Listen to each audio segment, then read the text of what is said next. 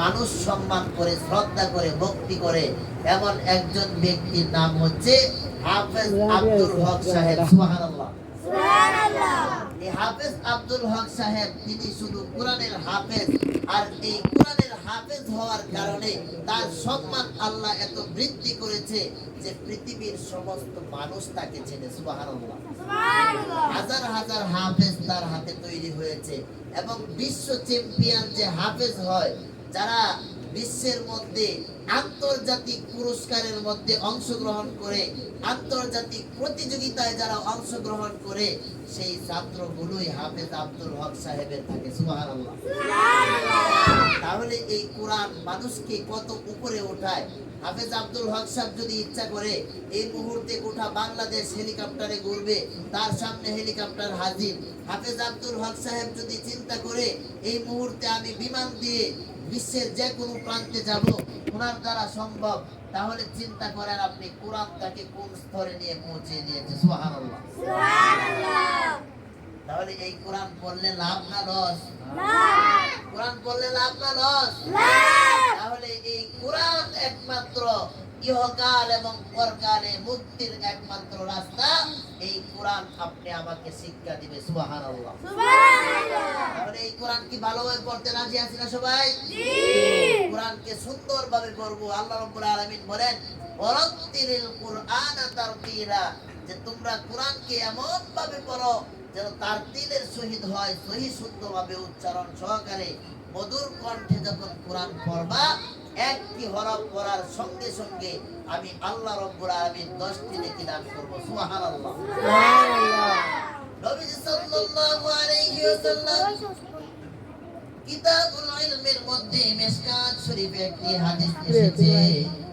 আল্লাহর নবী সাহাবীদেরকে কোরআন সম্বন্ধে বর্ণনা করতেছিলেন।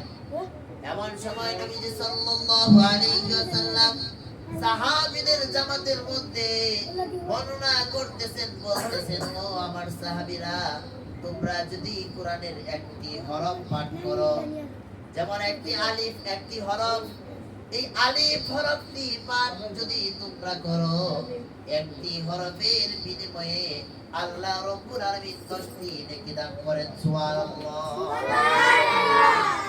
দ্বিতীয়বার রাসূল বললেন, আবার যদি আরেকটি হরফ পাঠ করো, তাহলে আরো 10টি নেকি আল্লাহ রাব্বুল আলামিন দান করবেন। তৃতীয়বার আবার রাসূল বললেন, আরো একটি হরফ যদি পাঠ করো, তাহলে আরো 10টি নেকি আল্লাহ রাব্বুল আলামিন দান করবেন। সুবহানাল্লাহ, সুবহানাল্লাহ। তাহলে তিনবারে যদি 3টি হরফ পড়েন, 30টি নেকি, কয়টি নেকি? 30টি। আর একটি আয়াতের মধ্যে শুধু একটি, দুইটি, 3টি হরফ না, অনেক হরফ থাকে। যে একটি আয়াত যদি কোনো ছাত্র বা কোনো পৃথিবীর কোনো মুসলমান যদি একটি আয়াত পাঠ করে, তে এই আয়াতের মধ্যে কতগুলো শব্দ আর এই কতগুলো হরফ, এই হরফগুলোর এক একটি হরফের বিনিময়ে যদি 10টি করে নেকি হয়, তাহলে এবার চিন্তা করুন কি হাজার হাজার নেকি একজন হাফেজে কোরআন বা একজন কোরআন পড়নেওয়ালা ছাত্র প্রতিদিন কি পরিমাণ নেকি অর্জন করতেছে। যেই নেকি তার বাবার আমল নামায় যাবে, যেই নেকি তার মার আমল নামায় যাবে, যেই নেকি তার দাদার আমল নামায় যাবে, যেই নেকি তার দাদির আমল নামায় যাবে, তার বংশের পরিবারের যত মানুষ অন্ধকার কবরে আছে, সকল মানুষের কবরের মধ্যে যাবে। সুবহানাল্লাহ, সুবহানাল্লাহ। তাহলে চিন্তা করা যায় যে কোরআনের হরফ পড়বে আলিফ, কোরআনের হরফ পড়বে মেরাজ, কোরআনের হরফ পড়বে মেহরাব, কোরআনের হরফ পড়বে মেহের, কোরআনের হরফ পড়বে রুহান, কোরআনের হরফ পড়বে মিজান, মিজানের পরিবারের মধ্যে এই সওয়াব গিয়া পৌঁছাবে। কোরআনের হরফ পড়বে রুহান, রুহানের পরিবারের মধ্যে এই সওয়াব গিয়া পৌঁছাবে। কোরআনের হরফ পড়বে খালিদ ইবনে ওয়ালিদ, খালিদ ইবনে ওয়ালিদের পরিবারের মধ্যে সেই নেকিগুলো পৌঁছাইবে। সুবহানাল্লাহ, সুবহানাল্লাহ। তাহলে চিন্তা করেন এই কোরআন কত দামি। মিজান কোরআন তেলাওয়াত করবে, মিজানের পরিবার সমস্ত নেকি দিয়ে ভরপুর। সুবহানাল্লাহ, সুবহানাল্লাহ। কোরআন পড়ার কারণে তার পরিবারের মধ্যে এত পরিমাণ বরকত শুরু হবে, যেই বরকত কোরআন পড়ার আগে কোনোদিন পরিবারে হয় নাই। সুবহানাল্লাহ, সুবহানাল্লাহ। তাহলে এই দামি জিনিস কে বা না পড়তে চায়? কত মুরব্বী বাবাজি দেখছি আইসা কান্নাকাটি শুরু করে। আমার মাদ্রাসায় মুরব্বী বাবাজিরা আইসে কোরআন শিখার জন্য চেষ্টা করে। ফজরের নামাজের পরে এক ব্যক্তি দুস্থগর থেকে হাঁটতে হাঁটতে আসে না কোরআন পড়তে। সে এই কোরআনের মহত্ব বুঝেছে, কোরআনের গুরুত্ব সে বুঝেছে। সেই সব কিছু বুঝার কারণে সে এই এত দূর থেকে সে কোরআন শিক্ষার চেষ্টা করে। সুবহানাল্লাহ।